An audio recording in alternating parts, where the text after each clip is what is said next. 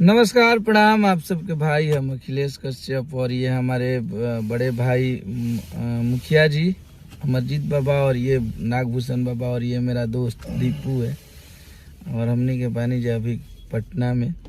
और आप सबके बता देते नहीं कि बहुत तगड़ा आप सब बहुत आशीर्वाद प्यार देते नहीं कि हमारा लिखल गाना के और हमारा चैनल के अखिलेश कश्यप के लेखनी के आप सब गर्दा कर दिले बन जा भोजपुरी में। तो राखिया के कजरा जान झगड़ा करा दिले बा और सही में झगड़ा हो गई बा। आप सब ऐसे ही आशीर्वाद प्यार देते रह जाओ। और ये हमारे बहुत प्यारे बाबा हैं नागभूषण बाबा।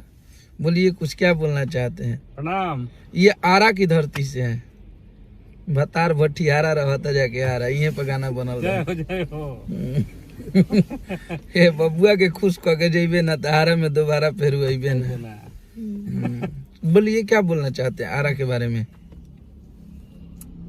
आरा हमारा निजी शहर है और आप लोग आइए। रंगबाजों का क्षेत्र है। जहाँ के बाबा रंगबाज भूषण बाबा आरा के हमारा है ये। तो आप सब ऐसे ही आशीर्वाद प्यार दीजा और गर्दा कैले रही जा अपना अन्नपूर्णा फिल्म की। और आप सबके बता देते नहीं कि बहुत जल्दी बहुत तगड़ा प्रोजेक्ट लेके आ रहा बनी। अभी कुछ उलझन में पड़ल बा शरीर से कि थोड़ा सा बहुत ज्यादा दिक्कत के ले बा लोग। बाकी कंपनी लोग हमरा झगड़ा शूटिंग वाला टी शर्ट यही है क्या?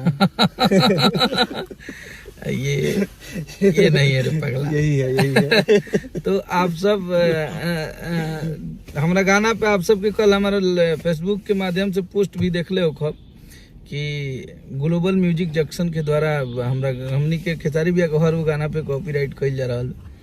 तो सब महादेव के कृपा बा और आप सबके आशीर्वाद बा। आदमी दिन रात मेहनत करत है, दिन रात कहाँ से पैसा के व्यवस्था करके ले आवत है, लेकिन खैर केहू के समझ में नहीं किया हो तो सब माता रानी के भरोसे बा, वही इंसाफ करेंगे। अगला प्रोजेक्ट और अगला गाना इसीलिए रुका हुआ है कि जब तक सब सही नहीं हो जाता है तब तक हम लोग गाने नहीं रिलीज करेंगे।